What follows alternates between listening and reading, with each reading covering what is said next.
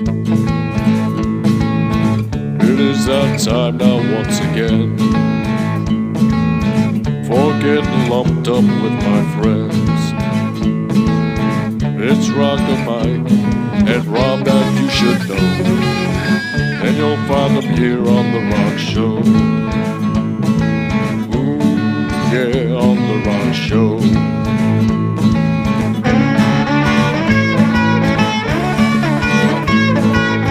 Hello, people. Welcome to another special episode of The Rock Show. This is episode 145, Sisters of Mercy, another British band with people with attitude, bad drugs, and bad behavior.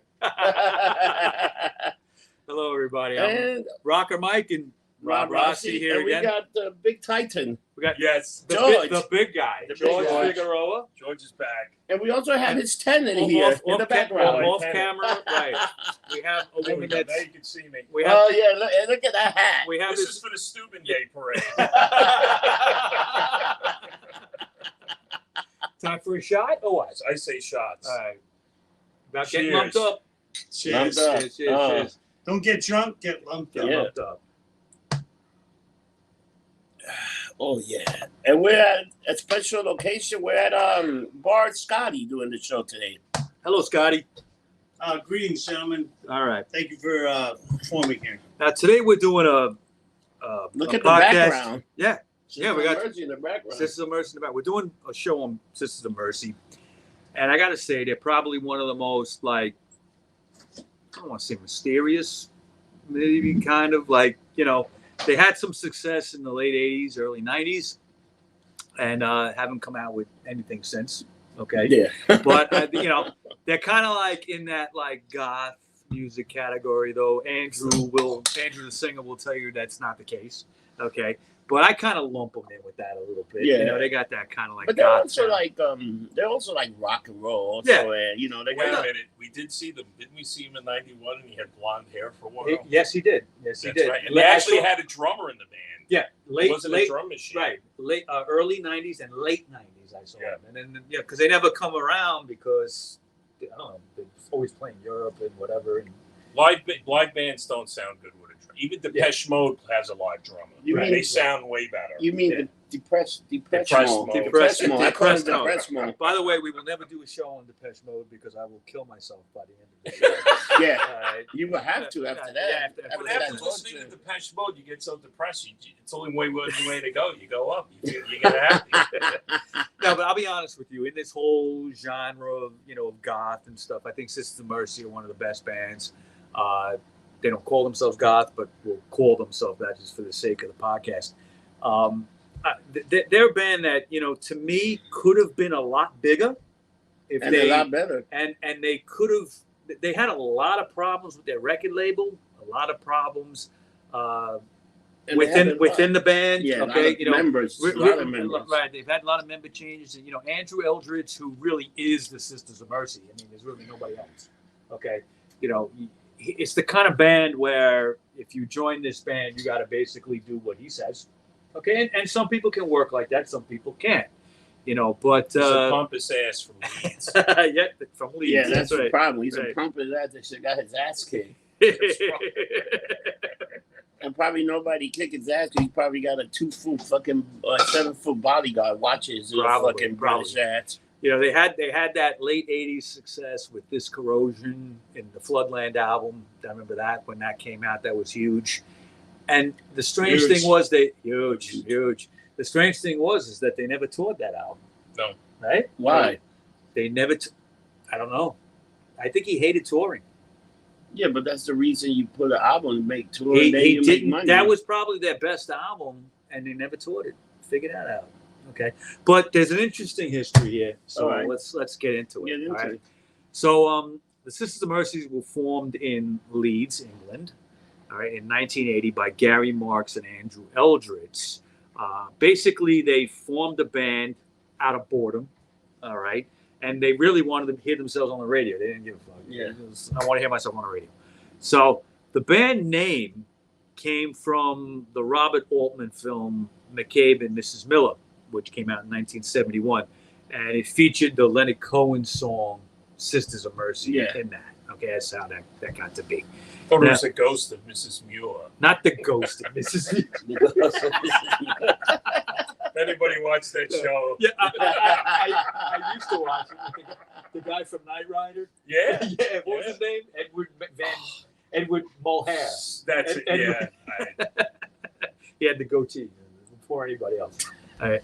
Now, during this early time, 1980, the band released a single called Damage Done, with a song called Watch and Home of the Hitmen as the B-side. Now, on this single, Marks played guitar through a practice amp, and Eldritch was actually on drums and playing and doing the vocals. Okay, and it was a drum set that he had bought from John Langford from the Mekons, which is a pretty good band. And the duo of Marks and Eldritch wrote and sang, okay, on the songs, but Eldritch on Damage Done and Marks was on Watch. Okay, now the band would soon evolve into Craig Adams on bass, and Eldritch would replace his drumming with a drum machine. All right, now Making sense. Why yeah, he wanted to concentrate on his vocals. He's got a great voice. He does, that baritone voice, you know. But it went to a drum machine, which is very odd. Yeah. Okay, and With a drum machine, that's but that's like very artificial sound, you know. I think they didn't care. I think they didn't care. It was the new wave time, and they went for like a more synthetic sound, you know. But they actually named you get the keyboard. That's new wave. well drum machines too. Drum machines You know? too. Yeah, drum machines too. But they actually acted like the drum machine was in the band. All right, they named the drum machine Doktor Avalanche. What's wrong with these fucking British motherfuckers? it's too posh. Yeah. Now, Eldritch Hoofers. had done all the lyric writing on this. Okay, this basically early But they version were of the band. before 80, they were together already, but they were very underground.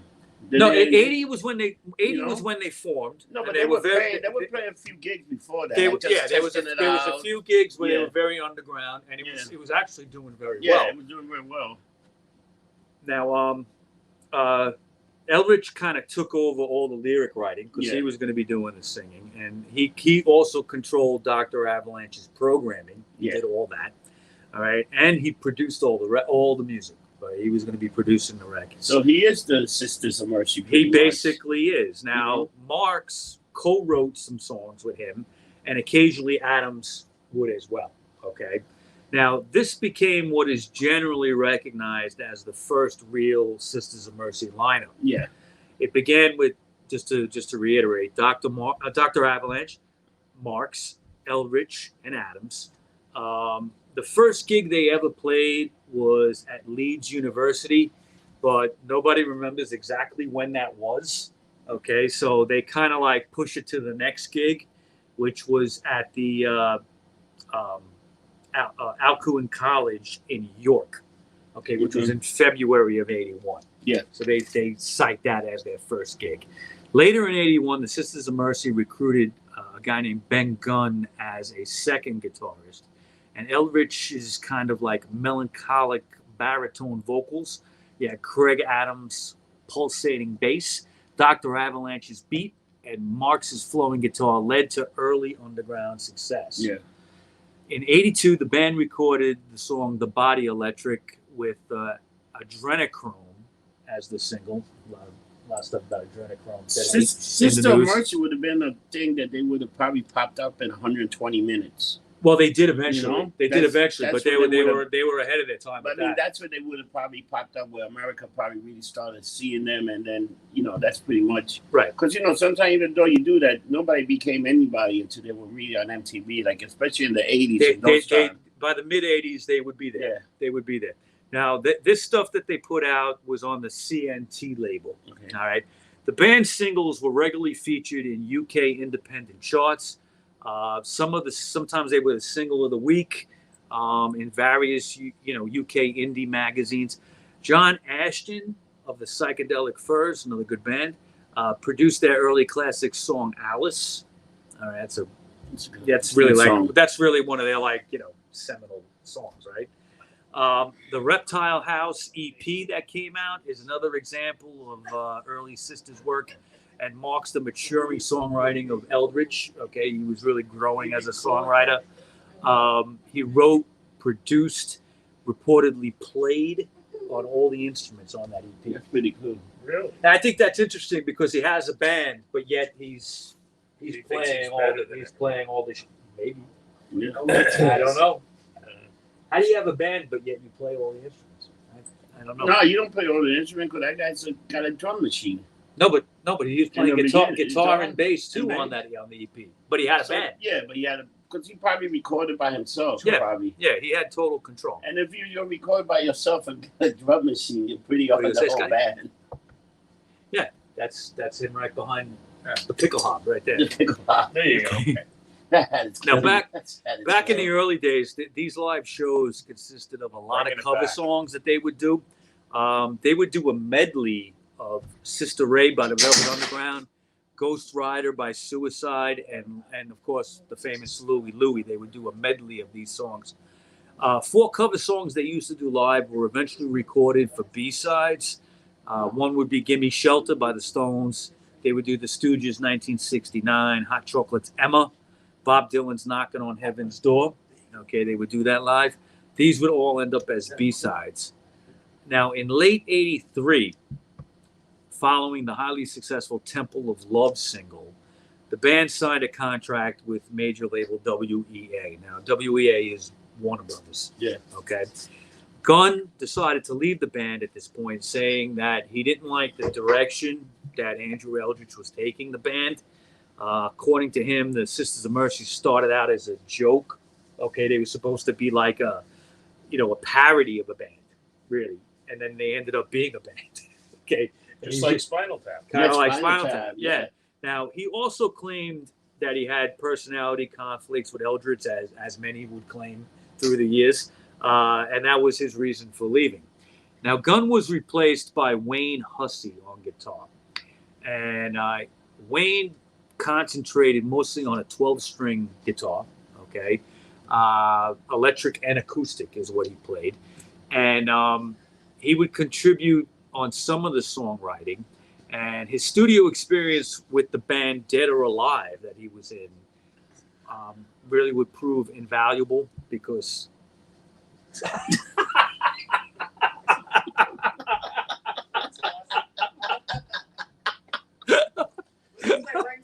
I apologize, gentlemen. I apologize. Welcome to the Lumped Up episode. All right. George, you're fucking nuts, man. Gotta put your bagel somewhere. Yeah. Right in the hole. That's right a in the mega hole. hole. Yeah. Now,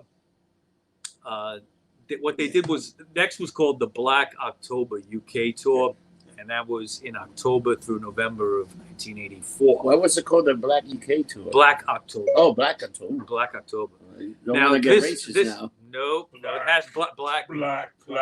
As opposed to white. Black. Right. Now, the growing alienation between Eldritch and the rest of the band during this tour was getting to be like a big problem. And when they started recording the debut album, First, Last, and Always, it was really getting out of hand. Basically, Eldritch, wanted control of everything. He also was experiencing deteriorating health and psychiatric problems. Really? Okay, yeah. What was the psychiatric? Too much cocaine? Too much weed? I don't know. Too much acid. I have no idea. Okay, It's was he pretty funny. was he going the Sid Barrett way? I got no idea. But basically that worsened the whole situation. And the gossip around all this chaos would leak into the British music press. So people would be hearing about this. Okay, what was going on. Now, most songs on the First, Last, and Always album were written and rehearsed by Marks, Hussey, and Adams, with Eldritch writing all the lyrics in the last stages and adding his vocals. So what he did was he basically let them do all the music, they recorded all that, and then he would come in at the end with the lyrics and the vocals. So that's showing that there's probably a problem then, because they're now playing at the same time. Well, That's definitely- not just that. It's kind of like, you're not here for the creativity. You just pop it in at the end. At the end, Yeah.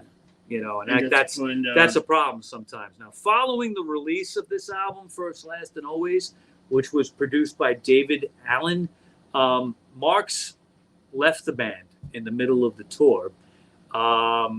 He cited basically his inability to work with Eldritch. And the Sisters of Mercy continued the tour as a three-piece at that point. And basically, they said farewell to their fans. They were going to do like a last show, okay, which is at the London's Royal Albert Hall on June 18th, 1985.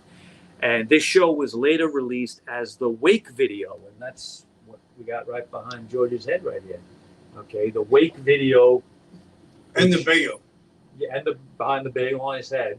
Okay. That was the last show supposed to be for the Sisters of Mercy. They would release this show later on as the Wake video, and the music video of the songs Black Planet, okay, would also Walk Away, Body and Soul, No Time to Cry. These would all come out. Black Planet is especially interesting because it features the Monkey Mobile. Okay, do you know what the Monkey Mobile was? Yes, that was the cause of monkeys. Yeah, Right. I saw that video. And they're all sitting in the back. Yeah. And he's driving. And he's driving. Now, there was actually a couple of Monkey Mobiles. They're all modified Pontiac GTOs, and they have like a split windshield, and you can all pile in the back. Okay, and in this video for Black Planet, they're doing that, and they talk about riding down Highway 101 in California. Right in California, yeah. I don't know if they're actually doing that, but it looks like it. I've been on 101 in the Monkey Mobile. in the Monkey Mobile. Now, shortly after the last gig, I should have covered Pleasant Valley. So. Shortly after the last gig, Eldritch relocated to Hamburg, Germany, where he was soon joined by Hussey and Adams. Their intent was to begin working on a follow-up album to First, Last, and Always. They had written some songs, including Dance on Glass, The Garden of Delight. That was another one. In fact, there's actually demo versions of these songs with Eldritch on vocals.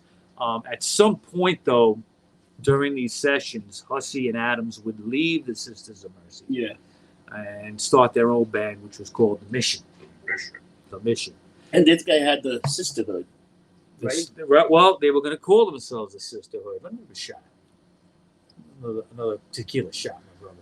Gotcha. All right. No problem. Scotty, can I get another Budweiser? Por favor. Of course. Vodka. Just give me I got this one. Where's your shot glass? Not only is I got that's yours. That's mine. No, I that's got mine. a shot. No, that's mine. That's yours. Mine was the one with the medallion on it. That's yours. Really? Yeah. Okay. Doesn't matter. I'll share germs with you. Don't matter. No, I mean that's All right. the American cup. That's the I thought that was mine, but I'm not going to argue.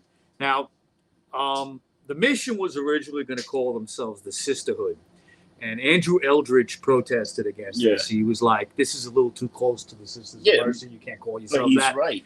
And he's right. And what would happen is, also to mention, is the Sisterhood is also the name of their fan club.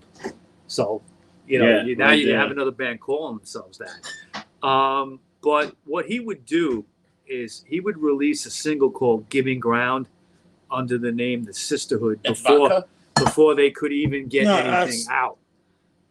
What do you got here? That's tequila.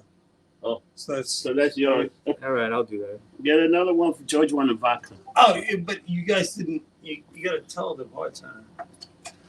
We did tell the bartender. The bartender's lumped up. Fuck you guys. So what do I have to get now? Vodka for George. Vodka. Like the shirt say. Vodka. Vodka validates. Validates. Right. George, you have a shot glass. I think you gave it to Mike. So is that yours? Yeah, so give this Take one. that one. It's not a big alcohol. Like, will kill the germs. Don't I'll worry about rinse it. All right. Germ sperms. Yeah. No sperm involved. Sperms. Oh, okay. All right. It's all bullshit like COVID. Exactly. Oh, We'll get banned. now we'll be banned on Facebook. Okay. Now they released the single "Giving Ground." Okay, Eldritch released it before Hussey and Adams could even use the name. He then released a whole album under the Sisterhood called Gift. Yeah. And the plan worked because Hussey and Adams decided to call their band The Mission after that. All right, so it just didn't work. You know, it was just too quick. Now, what Eldritch also won at this time was a race for £25,000 as an advance.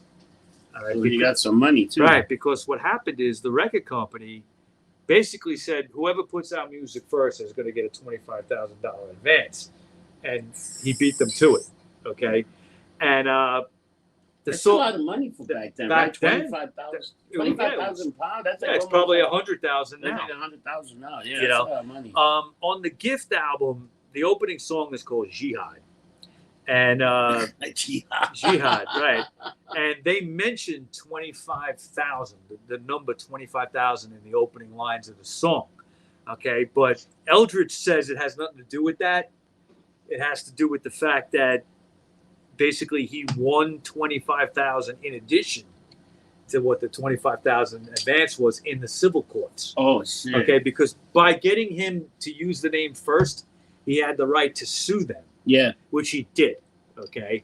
And the parties representing... So the guy's a douchebag all around. He's like a super He's douchebag. kind of. He's a dick. Now, the parties representing Adams and Hussey claim that the issue never made it to court.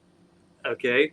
But the story is still kind of unclear. All right. Nobody knows if it ever did or not, but he swears he got $25,000 extra from them. Oh, man. He probably did. So with that, I will do a shot. Cheers, gentlemen. Ah, that was good.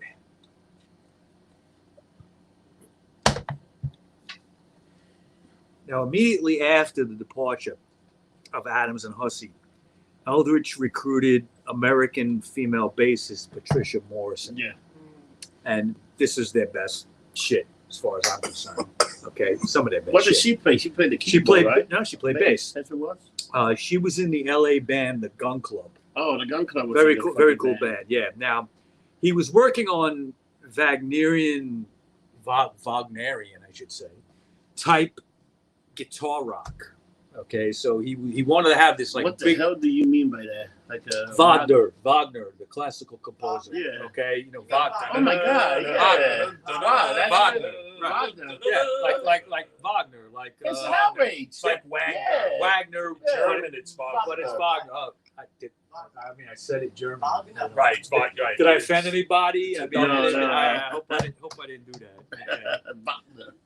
All right, so he was going to classical. So he wanted something really big sounding, okay, and you know it was also meant to be very like atmospheric and kind of gloomy and you know Floodland album, okay. Now the album ended up being produced by Eldritch and a guy named Larry Alexander, with contributions from Jim Steinman on the production. Okay. You know who Jim Steinman was, Rob? Who was Jim Steinman produced Meatloaf's "Bat Out of Hell." He wrote all the good that's pretty Meatloaf much songs. Yeah, So all right. So he's Boy, like Except I Would Do Anything for Love. That sucks. He's, Okay. he's like a rock opera guy then. Yeah, kind of. Like he's just a big, big producer, big sounds. Kids should have got him for that shit album. Well, Ezrin was doing very similar stuff with Destroyer. Yeah. That big sound. Now, this album, of course, will be called Floodland, and Steinman produced the one track on there that everybody knows as the Sisters of Mercy, probably their most popular song, is this Corrosion. It's a great fucking song. Yeah. Now, this track was written by Andrew Eldritch, and it's probably, their most well-known song. It was mixed at the power station here in New York City. And it was actually recorded in Manchester, where they recorded most of the album. All the mixing and producing for the album was done over here. Yeah. So he would just send the tapes over and do it, Now, this Corrosion uses a 40-piece choir in a huge intro and throughout the song. The album version clocks in at about 11 minutes and 21 seconds, all right? Though the single versions are obviously a lot shorter than that. Yeah. The lyrics, if you listen to them, they're a shot at Hussey and Adams, okay, claiming that this Corrosion is their attempt to just mimic the Sisters of Mercy. All right, so the stuff that the Mission UK was doing, he was saying, he's like, yeah, bring this Corrosion to me. You know, he's like saying, your music is shit. You just copying me. Because I'm Andrew Eldritch and I knew everything. It's all about me. Well, Nobody else matters. I kind of get it in a way, because if you listen to the Mission, songs like Wastelands and stuff like that, it's like, okay, they're just doing like Sisters of Mercy stuff. It's good, but it's like obviously the same shit. It is the same shit. Yeah. Yeah. Not as heavy. Yeah. Not as heavy, right? Now, even Hussey himself admitted that the lyrics are a parody of his own writing style. Okay, so he kind of like acknowledged it, you know. I'm just gonna make fun of this idiot, write songs. No, you have to. Now, Eldritch knew he had something right away with this Corrosion. He knew it was going to be a hit. They did need some extra money to make this track sound as like bombastic as it was sound. So Warner Brothers was still involved with the making of the record, and Jim Steinman was very pivotal at getting this extra funding for production costs. Okay. Supposedly there was a meeting where he said, "We need $50,000 for the album," and you know the Warner Brothers was like, "Okay, for a whole album, that's great." And he said, "No, for one song." One song. Oh, they probably lost their shit. They lost their shit, but they did it. Okay, they put it out. Now, this period of the Sisters of Mercy put the band on the map, as far as I'm concerned, in America. Okay, I remember. I'll give you a little story. I remember walking into the Ritz on 11th Street, Webster Hall, which is now called Webster Hall, that year. Okay, which was like about 88, right? When did Floodland come? 88, 87, 88. Right, and late 87, early 88, and they had the video for it. And I remember walking in there and the place being like, you know, like mostly empty. There was I can't remember who I was seeing, but somebody was coming on that night. And they used to put a screen down in front of the stage, and they would project videos onto it, and they played this Corrosion. And I remember being like, "Holy shit, what the fuck is this?" Right? I remember this is awesome. It was fucking awesome. Yeah. And I remember just standing there, and it was like 11-minute long video, you know, and I was like, holy shit. Right? But you know, it just really put them on the map in America. First, Last, and Always was like a seminal underground kind of thing, but this kind of pushed it over. Then you started hearing it on the radio, right? Stations like WDRE and stuff were playing it. The old LIR. Remember Karen? Right? The old LIR. I heard Donna on the radio today. Donna. She's actually on WBAB now. Figured out. Yeah, still back from that day. You know. Donna. She's still alive? She's still alive. Yeah. Sure, I thought she was gone. No, Donna is on WBAB now. I used to see her at Malibu's in Long Beach. She had to be like a dinosaur. Oh, now. you remember Malibu's? Oh my God, man! I remember Malibu like nobody's business.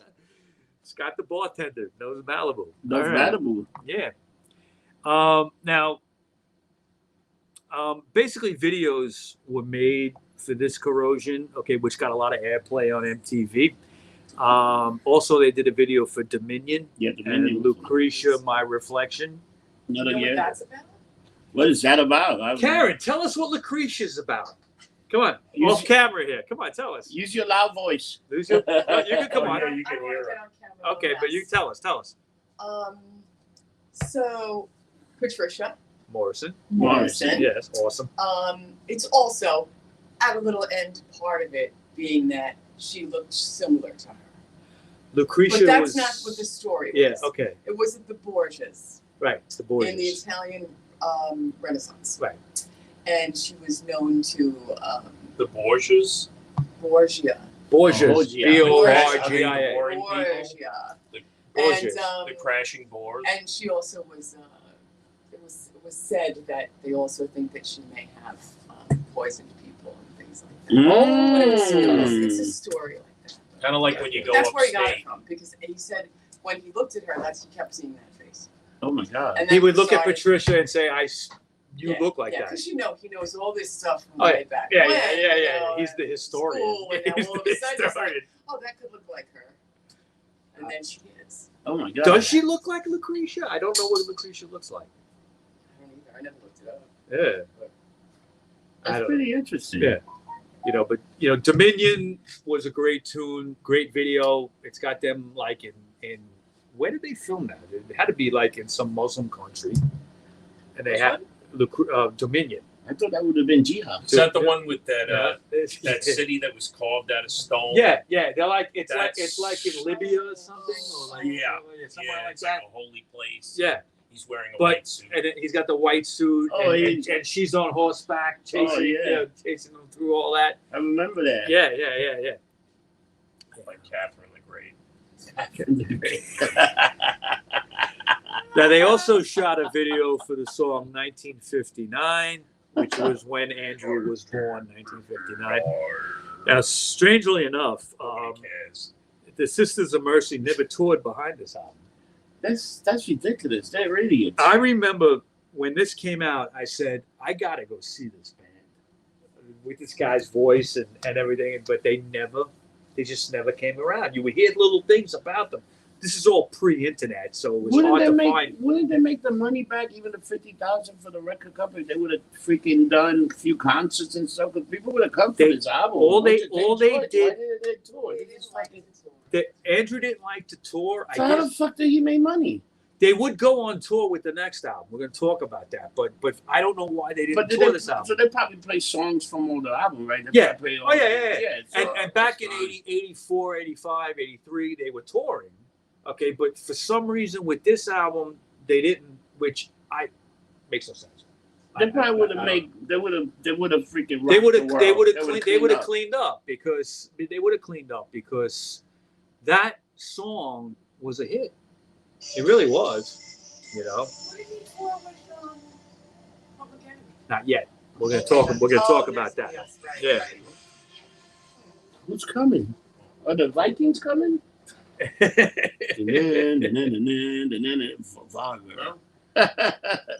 Now, what they would do, they didn't tour that album, but they did go on Top of the Pops. Okay, and they did That's like amazing. a version of this Corrosion on that. Now, a new incarnation of Sisters of Mercy would be put together by Eldritch in 1989. The lineup, They had so many changes. Is it because of him? Is Yeah. that why they had so many changes? it has to be. Dick. It has to. Pain in the ass. It has to be. Okay, it really has to He be. probably hasn't taken a shit since 1972. Oh, damn. His ass is so tight. Andrew, if you're watching, can you confirm that? Stay Okay. out of American politics, you Yeah. limey. Yeah. I heard he was in Washington today. No. No. That's elder abuse. Eldritch. That's not even his real name, right? No, I think it is. That is his real Yeah, name. I think so. I don't know. I think it is. He would get rid of Patricia Morrison. And she was good. Oh, I didn't understand that because she was really a face to the band, and she Maybe played. she got tired of him. Maybe He's like, you're a dick. maybe she said, "I'm not gonna blow you no more. You fucking You know who limp she? dick motherfucker." You know who she's married to? Patricia Morrison? Dave Vanian Mm. from the Dams. Dave Beatty? Oh, that's Wow. the way you go. She's been with him for. They got kids together and everything. She's Wow. been with him for a long time. Yeah. After Dave the Vanian. sisters. I can see one. Oh yeah. After Sister of Mercy's. Yeah. At least Dave Vanian's fun. Yeah. Now this lineup obviously would not include Patricia. Yeah, She would be replaced on bass by Tony James from Generation X, that's pretty which was I thought that was kind of cool that he was in the band. Okay, and he was also in a band called Sig Sputnik, which had that like one song which was all suck basically. Yeah. Okay, but the guitarist, Just like the real Sputnik. yeah, fake ass Russian. We send dog in space. Cosmonaut. Cosmonaut. Cosmonaut. Now, The guitarist for this lineup would be Tim Brusceno, formerly of a band called All About Eve, another goth band, and an unknown guitarist named Andreas Brun. Now, Eldritch, living in Hamburg, came across Andreas in a bar one night playing guitar. Wow. And he just kind of like, want to join my band? And he did. Boots and saddles. Boots and saddles. Yeah, it might have been, boots and saddles. Hanger. Yeah, the tunnel. The hard swallow. The hard swallow.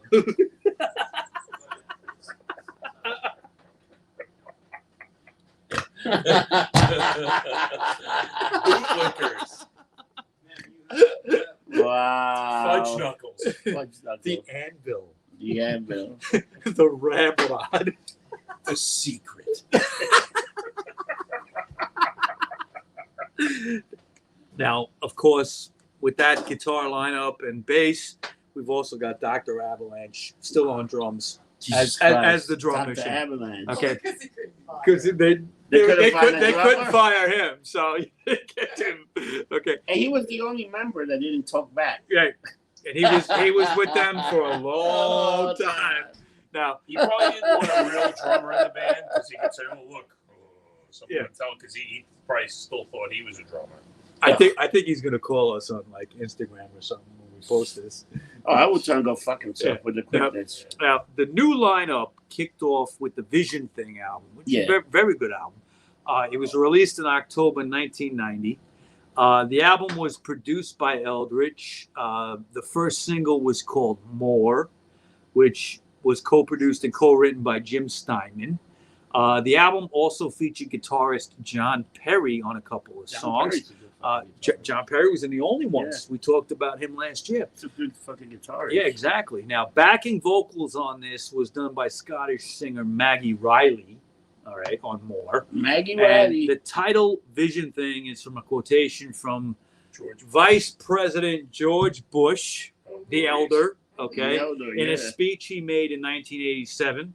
The album was a much more obvious attempt to kind of be more guitar-oriented. All right. Now, Karen, as a, Bass. How low Not can you George. go? Karen, Bro, as a what big brother Sisters know? of Mercy fan, Oh. your opinion on Vision Thing. Did it move you like Floodland or First, Last, and Always, or no? It moved my bowels. Yeah, it made me Did take a not. big shit. That's what I'm saying. Either of them. Yeah. It was a shit sandwich. But it was still a good album, but Yeah. some of it I wouldn't listen to. Like I would skip it. So Like, so it's not really as great as the others were. no, it's not. You It's know what? definitely. The I made album mine is- But into a that's just my candy opinion, dish. you know. You know what? The album to me, was, it's overproduced. to me, the album I was think such it's a overproduced. shitstorm that you could do a line cocaine and still go to sleep. That's garbage. Even Fuck the, him. even the cocaine was bad. Even on the that album. cocaine. That's what turned me on to meth. Now you got no sense of smell and no I taste. thought it was Peter Murphy. They drove him to meth and everything else. We saw Peter Murphy last year. Oh, yeah, man. we did. He He was was doing a good. David Bowie. Was he set. doing meth? He had just had a heart attack. I don't Yeah, think he was no. doing too much. He wasn't doing too much either in the concert. Yeah. He's doing a lot of David Bowie He songs. did a lot of David Bowie. Yeah. So. Now, after Vision Thing, the band launched a 1990-1991 world tour to promote that album. In 91, they, after touring with some other bands, they decided to tour with Public Enemy. The Public Enemy kicked their ass every night and take the lunch money?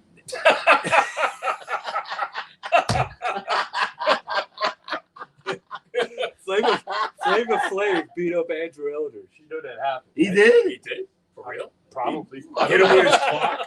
Hit him with that big Hit him with watch. the clock. Yeah. And then he threw his fucking gold teeth at him. Actually, they were probably scared of them. They're like, look at these fucking crazy white Yeah. boys. Now, Fucking makeup. what happened was with that tour, it really kind of imploded because a lot of cities wouldn't book them Right. because they were afraid of what would happen if these two crowds got together. Exactly. All right, and they're actually when they did play, there really wasn't much violence or anything like that. I think both. I think they will. You know what? They will balance each other because people. There's some people that like rap, and there's some people that like rock and roll and that golf. So I think the crowd Plus, the golf people, those people are like, God, they don't fight. They just like to dance in a straight corner for hours and hours. Like, they have no idea what the fuck's going on. Well, the interesting thing in the early 90s, there was a recession, and that, like, concert sales went down Yes. a lot, Yes, like a lot. 25, 30%. Yep. So what the record companies and the touring things were trying to do, they were trying to put a whole bunch of acts together. So you put a bunch of metal acts together, you put a bunch. So kind of like that was a hodgepodge. Anthrax was doing that. Yes. Anthrax Yeah, went he on went- tour with Public Enemy. Exactly. At that time. He But wasn't that doing makes sense. anything. But that made That money. made more sense. Exactly. That Because made they were better bands. Yeah. That's But why. but that made money, and they were doing like they were doing like Bring the Noise, like the Right. Anthrax version of Bring the Right. Noise.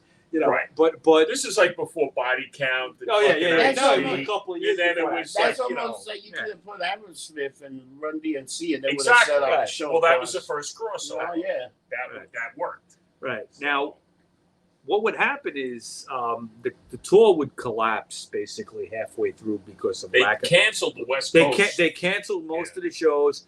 There was no ticket sales. They You know had what? to end Because it. if you would have gone to Compton with these motherfuckers, those motherfuckers would have got robbed. All the white kids that went would have got robbed straight up. Give me your shit. Run it. Give me your- Maybe. Give me your Rolex. They would have got shanked. I don't jack. Yeah. They Now, would have been colors. they- Colors. Well, you know what it is? The record company didn't want to give because he blamed it all on Elektra. But if you got to look at it from the record company's point of view, when they put bands on tour, they want their bands. They want their bands to open up for you, so this way it's more money for them. Yeah. To do a whole conglomerate like that was like a new thing, like Lollapalooza, putting all these different bands together in different genres. that was the They first weren't time really- that was really done. Exactly. They went, Yeah. and so you can see from their point of view, they were like that. Yeah, but a lot of They producers ended actually up work. canceling it because it didn't sell tickets anyway. Now you could blame that on the recession. You could blame it on a lot of things. I just think those two gender were kind of very different, and Exactly. I think if you would you book like Slayer with Flock of Seagulls? No, because when that's Flock what- of Seagulls came on, they would throw fucking rocks at them and bottles and all Yeah. sorts. I was talking about that with George this morning. Oh, yeah? George, and I said, well, I can tell you something. I used to hang out in the goth clubs. Yeah. And The they were bank. playing, Did you go to the bank? and they would also play Public Enemy. Yeah. No, they And would. it That's kind true. of was- I remember that. It has been infused into that.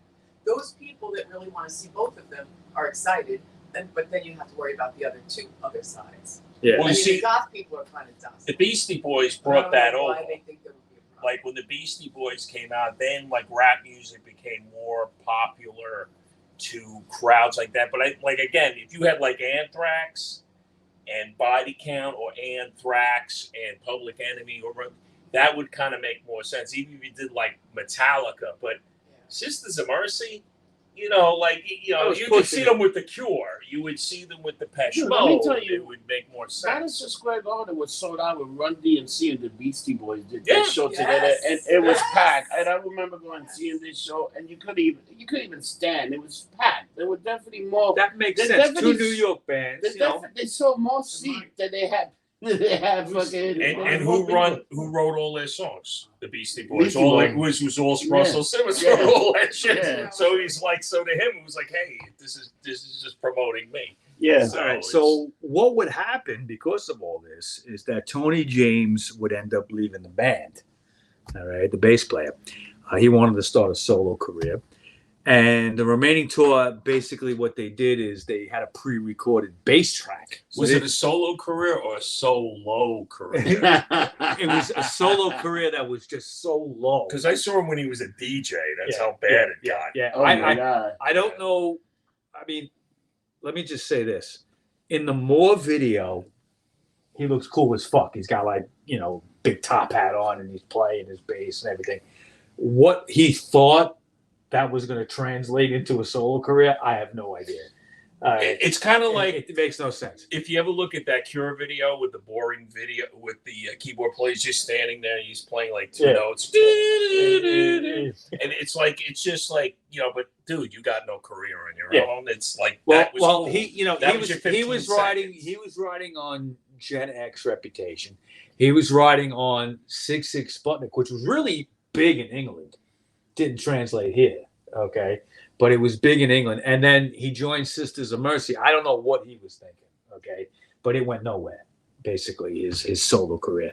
Now, this fiasco around the world tour that, basically fell apart, created this big tension between the East-West label that they were on and the band, okay? Now, East-West was a subsidiary of Warner's. They were put on that after Warner's had done like a reshuffling of their business. Yeah.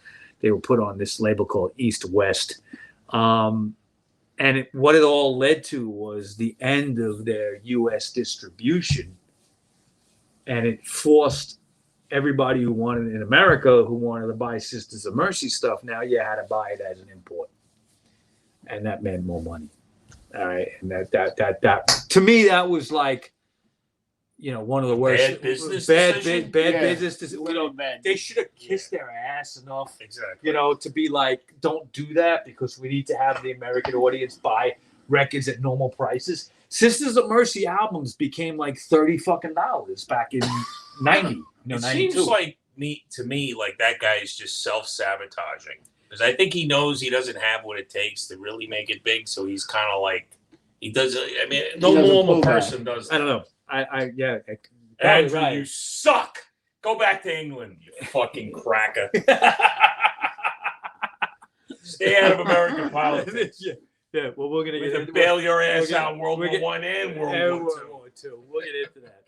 Now, under the insistence of the record label, the Sisters of Mercy re-recorded their early single "Temple of Love" with Israeli singer Ofra Haza on additional vocals, and also they brought back Tony James for a minute on bass. Ofra Haza. Now the fuck? She's a good singer. But that version of Temple of Love is not as good as the original.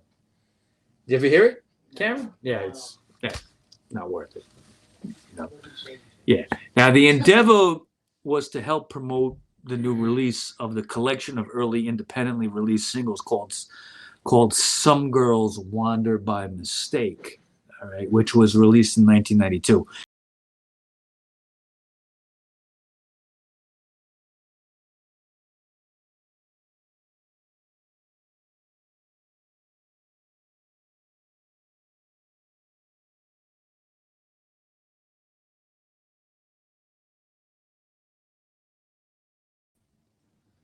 It continues. It's still recording. Okay.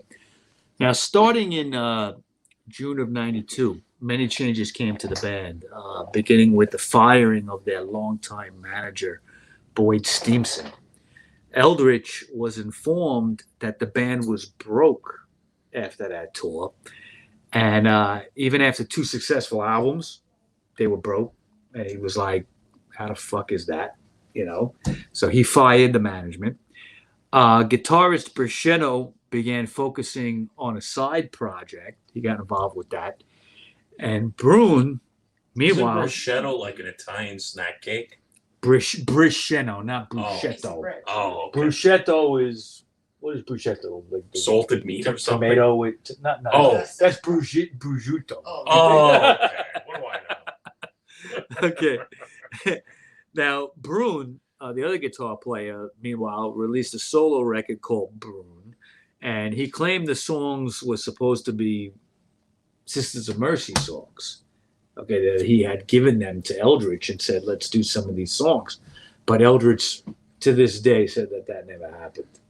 He said, he never gave me no songs. He's in denial. Yeah. Now, Brichetto ended up leaving the band at the end of the year and was replaced by Adam Pearson on guitar. Pearson had played guitar on the track Under the Gun, which also features Terry Nunn from Berlin on backing vocals. Ooh, Terry Nunn. Right. Now, this single was recorded to promote the new Greatest Hits album called A Slight Case of Overbombing. That came out in Overbombing. That came out in 1993. Sounds like a bathroom song. Yeah, I think it's about the war in Iraq, like we overbombed them or something. Okay, now a new video collection would also come out. It was called Shot Rev 2.0. It was the original Shot video from 1988 that had the Sisters of Mercy, Floodland videos and stuff like that in some of the earlier Is that the First, song that Last, goes and Always shots, stuff. shots? No, it does not do What? that. What? Okay. What a Grammy song. Cha cha cha cha Now, cha. it would also include the videos from Vision Thing, More, Dr. Jeep, Under the Gun, Detonation Boulevard, and also a new version of Temple of Love that we had recorded with that Israeli singer. I gotta tell you, this shit's this whole Andrew guy's just a bag of dicks. He is. He is. Now, Bruin would end up leaving the band in 1993. These releases turned out to be the last commercial recordings for the band until So 2021. I gotta tell you something What? about this band. They're like, who's on first? Who's drumming? Who's doing this? Who's doing that? Who's on first? 'Cause What's they, on They second? got so many fucking members. Like, dude, they gotta have like over 20 members. It's something Don't like change. that. It's It's ridiculous. hard to keep track. You can't even fucking have a band and call yourself the same band where you don't have the same Because people. Andrew Eldritch is the band. Like when you look at it, the Rolling Stone, same band until somebody dies. Oh, that's different. ZZ Top, same band until somebody died. Yeah. Van Halen, David Lee Roth. The other thing, we don't know who those fucking guys were. Sammy Hagar could suck a big dick, that fucking queen. Big fucking. Fuck him. He makes good tequila though. He makes great tequila, That's about it. but he should not stay. and He can't drive 55. 55. I was But just when going you to say think that. of Van Halen, they even got the other idiot from that other band. They got, Oh, that they got one. Oh, Extreme. yeah, that one. Extreme, that was horrible. That was like another band. That of was shit. awful. That wasn't awful. even Van Halen. That was Van That was Shit. That was like Light FM. Man. Oh, that my was God. awful. Man, I don't know what they were doing. At least with Sammy Hagar, that actually gave him a lot of. But they had radio play. they had one or two good songs, but it wasn't Dave. Dave was like No. Van If Halen. Dave's not in the band, then Yeah. who cares? That's what I really think. Yeah. Like if we did a Van Halen, we're just gonna do the David years. Oh yeah. No, I would never even want to touch on that. The rest of the Doesn't shit matter. is Doesn't matter. the- But we do have to. If we ever do a Van Halen show, I want to talk about how David Lee Roth was a paramedic in the Bronx. yeah. Yes, For a while. And when I worked at Bronx Community College, I swear to God, I saw him because right on Jerome Avenue, that's where their big garage is, and it was like, and it's the Bronx. You see a fucking white guy, he stands. It's like that's fucking David Lee Roth, Yeah. and I drove right past him. Wow. It was Wow. pretty cool. His hair was shorter there. It right? was, but you can tell. You see, like still that's, him, yeah. you can see you still Yeah. saw the face, yeah. Yeah. Now And they screamed. I screamed. Are we still live? we're Yeah. totally live. Totally Still live. talking shit. I want to talk What do you want to say? off the camera. You can talk off camera, Scotty. 7 years ago. You got something to say? Four father came here Not together. seriously wrong. But Say it. my cousin saved his life. Really? My cousin was a paramedic. He was in an overdose, and he fucking injected him. David Lee Roth saved him? No, He his saved cousin David Lee saved Roth. David Lee Saved Roth. it. Really? He's the reason that David Lee Roth became a paramedic. Wow. makes sense. Well, you know what? Yeah, why If we else do- would he do that? let's do a Van Halen show next year. I and think we'll we talk should do about the it. making of Jump. Just I don't- Gigolo? No, I Or want just to. a I want to do jingle. a making of the first couple albums, not that album. I love that album because I saw that live. That was It's- like one of my It's first a good. concerts. It's a good album. Oh, you saw that at the Garden? At the Garden, that was a fucking great concert. Come on, that was rock. Let me tell you something. There was Mean nothing Streets. better than Van Halen live. I mean, it was the same show every fucking concert, but it was a good fucking show. And does anybody know that after David Lee Roth left, they were considering asking Joey Ramone to join the band? Really? Yes. That would have been. As the I thought that singer. would have been great. That would have been nuts. That would have been better than that Sammy would have been. Hagar. I would want to hear nuts. that. And Joey Ramone was a Van Halen fan. Now they So can do it in heaven. in heaven. Eddie, and Joey. Yep. There's always a Charlie mention Watts can play of drums. the Ramones Always. every one of these shows. I always mention the Ramones. I always do because So- they're the greatest American So if band of all time. Aldrich were to be asked, Oh yes. what collaboration or Mhm. or what would he wanted to do, like the best music he could think of? Eldritch? Yep. Eldritch was a big glam fan? It's called I'm sorry. It's called Alive. It's Your Alive favorite album. Band. The Ramones. Like, Ramones yeah. Alive. Hey, Ramones Alive, yeah? Yeah. Yes. Okay. And you also said Great album. yes. You said it was a Hey, brilliant live affair, non-stop punk rock. And Well, this video we've been watching was filmed at the Roundhouse, and so was that show. oh, Okay, at the Ramones Alive. Okay, a few years earlier, and bands like, I mean, that's one of the best live albums of all time. We talked about the making of that, and also bands like the Lunatics, which you're going to be putting up on the show. Yeah. They used to practice to that album. Oh, really? Okay, to get their chops up to play fast. Okay, so I know you're not a Ramones Punk fan, rock Cameron, was but, was invented in Queens, New York. Forest Hills. That's right. That's right. Queens, New York. Queens, New York.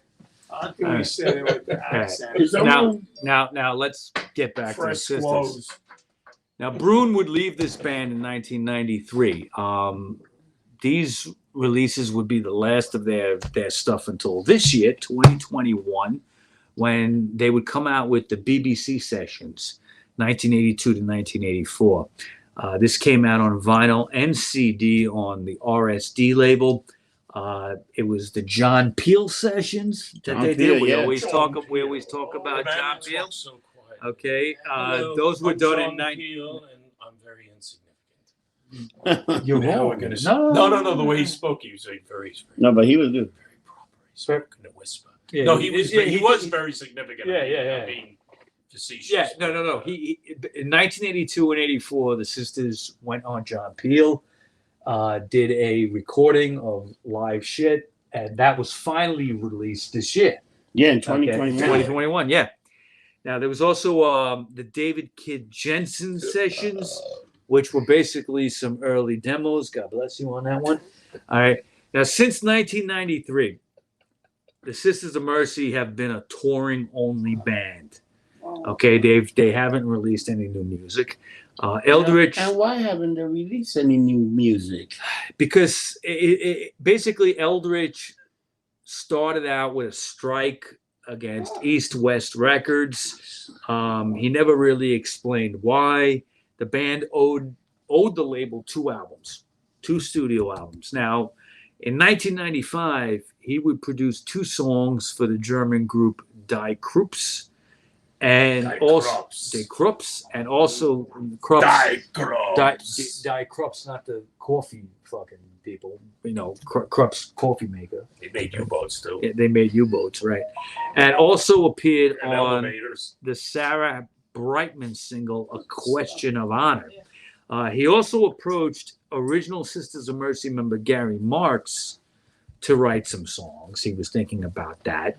They ended up meeting, figuring out the terms of this, and they would, Marks would record some music, but what would happen is Eldritch would just back out without any explanation, and that would be the end of it. Wow. In 96, they did some shows supporting the Sex Pistols when they reformed, with Bruns on the guitar spot, his guitar spot taken over by Chris Sheehan.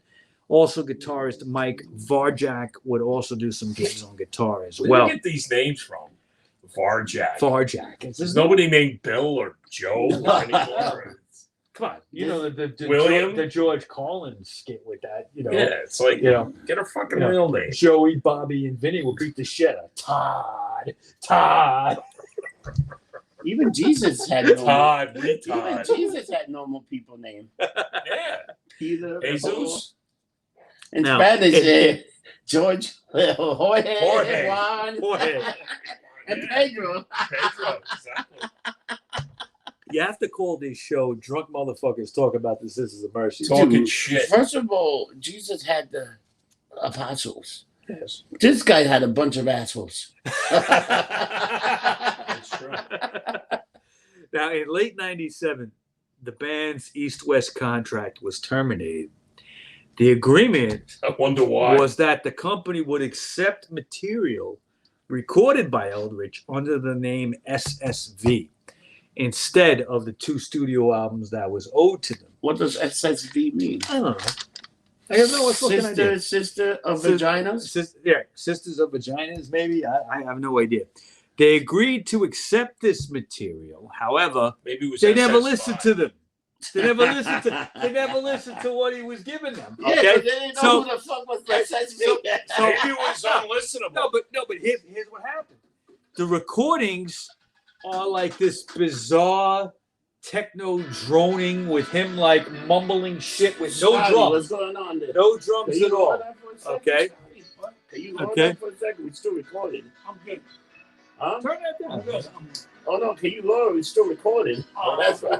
We're gonna start doing karaoke any minute. City boy, wanna rent it out to try.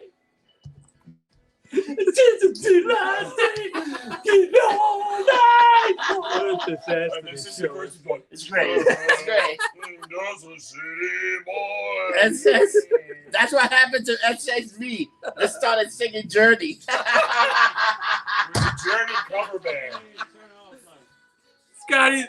Scotty, turn that off. I'm so sorry. Thank you. No Steve Perry allowed here. Oh my I'm God. sorry. That's Neil Schoen trying to sneak in on this show. We turned Journey down for this show, man. They're trying to get in. I'm trying to turn it off. It's fucking funny. It's sneaking in. He's sneaking in.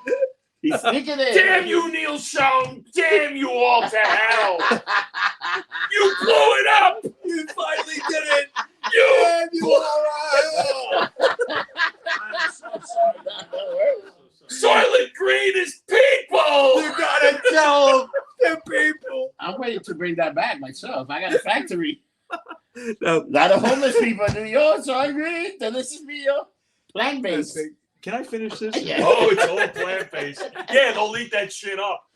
It's Now- so beyond meat. Now after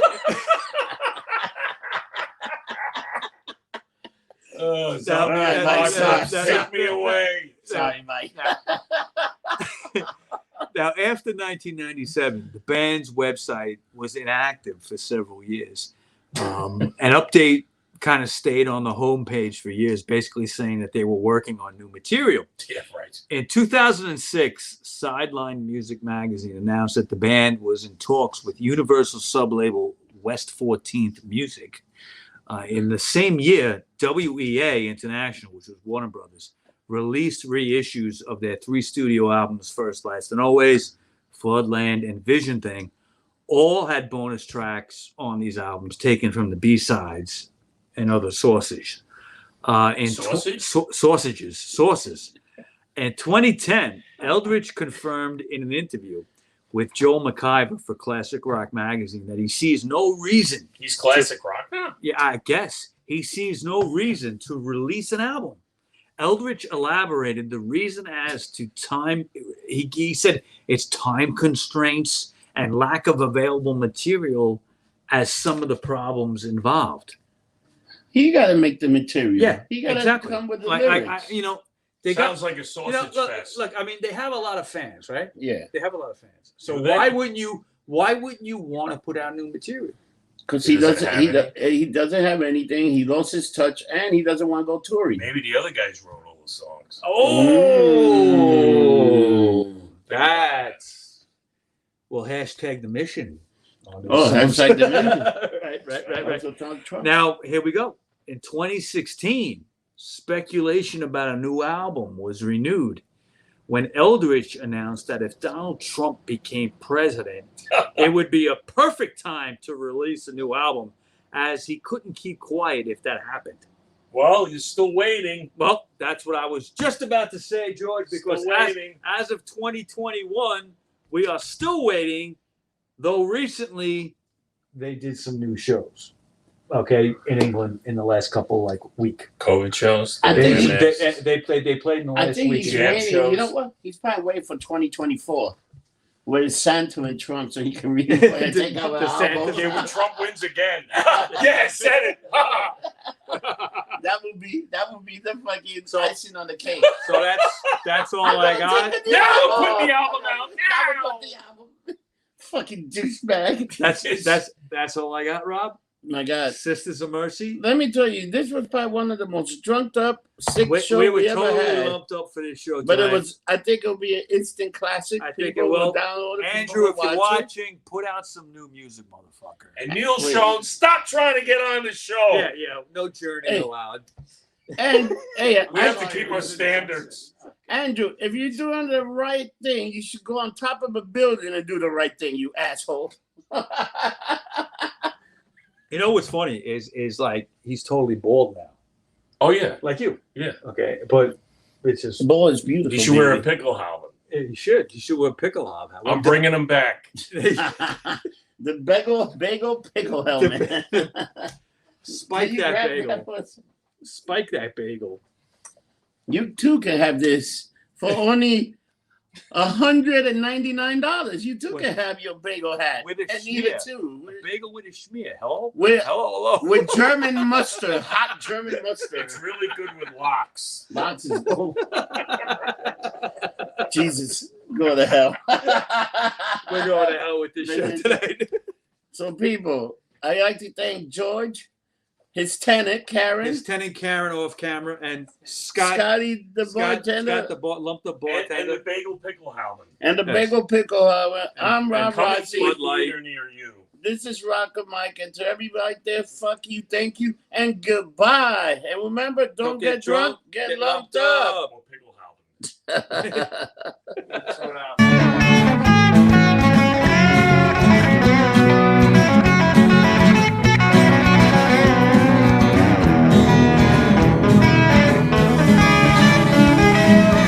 The only podcast you will hear that will be music to your ears.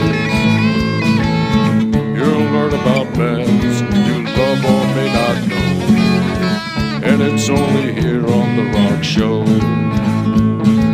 Ooh, yeah, on the Rock Show. Ooh, yeah, on the Rock Show. So tell your friends and everyone you know. Let's get lumped up on the Rock Show.